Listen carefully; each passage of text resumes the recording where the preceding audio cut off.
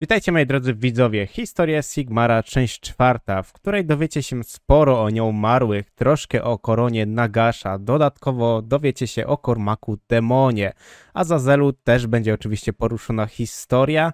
Postarałem się trochę inaczej teraz robić te filmiki, z tego względu, żeby pomijać w większości powiedzmy szczegóły z bitew, z tego względu, że może to być po prostu nudne. A większość ludzi raczej chce bardziej takie, bym powiedział, też szczegółowe, ale powiedzmy takie konkrety. Więc przejdźmy po kolei. Trwała biesiada, po której miały się odbyć narodziny imperatora Sigmara. Przy kamieniu przysiąg stał Al-Urryk. Był to najwyższy kapłan boga bitwy i zimy.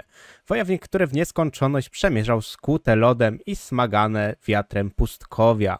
U boku Al-Urryka stały dwa olbrzymie wilki, które podeszły do Sigmara i wąchały go, a ich z pyska wydzielało się dużo śliny. Sigmar złożył przysięgę i musiał wejść do kotła zguby, w którym nic nie było widać, a woda była jeszcze bardziej lodowata niż w podróży ziem Norsów. Sigmar zanurzył się i widział różne wizje ze swojego życia. Udało mu się przetrwać próbę i został pobłogosławiony na imperatora. Po ceremonii Sigmara odwiedziła go wiedźma, mówiąc, że to ostatnie ich spotkanie. Dodała, że musi uratować Myrsę przed wcześniejszą śmiercią, inaczej imperium czeka zagłada. Sigmar nie wiedział, o co jej chodzi, ale ciągle w głowie wspominał jej słowa. Oczywiście, jeśli moje filmy wam się podobają, zostawcie lajka i suba. Przejdźmy dalej. Król Aldred, czyli król Endalów, który był ponury i nie odnowił przysięgi miecza z Sigmarem. Sigmar chciał wyruszyć na Jotun-Stryk i pokonać króla Mariusa, ponieważ nie zjawił się on na pomoc w Przełęczy, gdzie walczyli z zielonoskórymi. Sigmar wiedział, że coś trapi Aldreda i wyruszył do Marburga.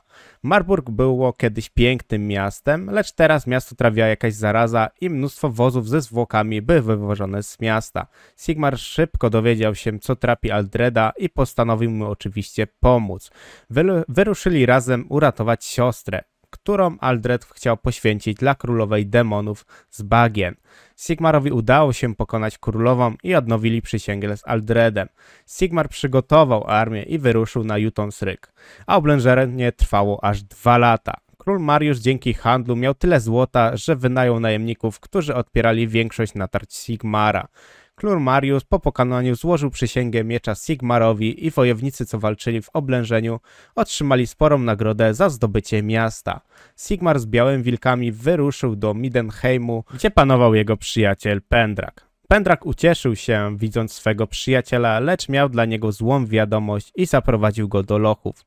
Lukas Hauke był to kiedyś znakomity wojownik Middenheimu, a teraz był czymś na podobiznie zombie, pomieszane ze szkieletem. Lukas powiedział Sigmarowi, żeby wybrał się do mosiężnej twierdzy, gdzie czeka na niego jego pan, nekromanta.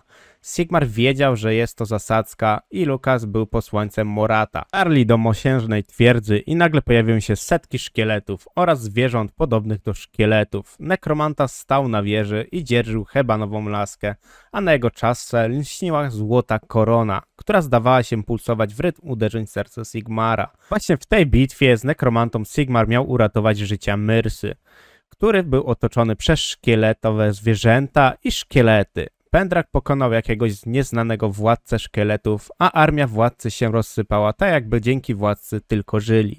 Sigmar biegł do wieży i miał różne wizje, które zsyłał mu Morat, żeby odwieźć go od zabicia nekromanty. Sigmar widział, jak wbiega do wieży również jego oddział i ruszyli w stronę schodów, gdy po bokach znalazły się kolejne setki szkieletów. Sigmar wraz z Pendrakiem ruszyli na górę wieży, a gwardia Pendraga i białe wilki broniły wejścia do wieży. Morat przejął panowanie nad Sigmarem i torturował laską Pendraga, wysysając z niego życie. Sigmar odnalazł tyle siły, by pokonać magię Morata i zrzucił go z wieży.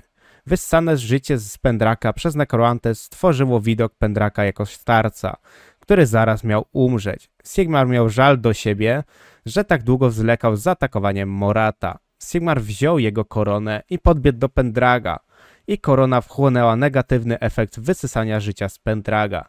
Pendrak wrócił do stanu przed wysysania z niego życia. Korona nekromanty to tak naprawdę była korona Nagasha, która posiadała niesamowite właściwości takie jak leczenie ran oraz obronę przed czarną magią. Sigmar założył koronę nekromanty i wyruszył na Robsmenów, którzy atakowali północ i zabili króla Wolifa wraz z rodziną. Sigmara ogarnęła furia i mordowali Robsmenów bez żadnego honoru. Palili każdą wioskę i zabijali każdego, czy to dziecko, czy to kobieta, nie miało to dla nich żadnego znaczenia. W Imperium nie działo się najlepiej przez tą sytuację i niektórzy królowie martwili się, że furia Sigmara pochłonie również ich ziemię. Kar-Odacen i Gereon dotarli do jaskini wiedźmy z Brackenwalch. Kar-Odacen chciał zabić wiedźmę i oczywiście to zrobił na bagnach oraz wrzucił jej ciało do wody. Cormac Krwawy Topór zebrał tak wiele plemion Norsów, że udało mu się wypowiedzieć wojnę Imperium i pokonać ich w pierwszym starciu dzięki pomocy Azazela, który znał taktykę walki Sigmara. Sigmar wiedział, że nie wygra potyczki z tą armią, która mu została, zatem wycofał się do Middenheimu. Większe plemiona Norsów, które brały udział w bitwie to Wargowie, Jusakowie, Awagowie, Kulowie, Tachmakowie, Kazagowie i Mungowie. Trwało oblężenie Middenheim, które było straszne dla ludzi Imperium. Kar-Odacen przywołał swoją mocą pobliskie hordy zwierzoludzi i walczyli u boku Norsów, siejąc terror na polu bitwy. Kar-Odacen odprawił rytuał i Cormac stał się demonem z wielkim toporem i biczem. Podczas oblężenia Cormac jako demon zabijał tuziny ludzi jednym zamachnięciem topora oraz szedł w stronę Sigmara. Gdy Sigmar walczył z Cormacem, pojawił się również Azazel, który walczył z Pendragiem, królem Mariusem oraz królem Otwinem. Azazel wbił złamane ostrze w serce Pendraga, a ten opadł na ziemię, gdyż pozostała dwójka była ranna i nie dali rady Azazelowi. Azazel uciekł, a Myrsa, wieczny wojownik, starał się go trafić kuszą, lecz czar Kar-Odacena uchroniły go przed bełtem. Sigmar pokonał demona dzięki pomocy wiecznego wojownika Myrsy oraz opłakiwali śmierć Pendraga. Azazel uciekł, a Cormac demon został pokonany. Dodatkowo pojawiły się posiłki innych królów i Norsowie oraz zwierzoludzie zaczęli uciekać do lasu. Nastał koniec oblężenia, które wygrali, lecz zapłacili wysoką cenę.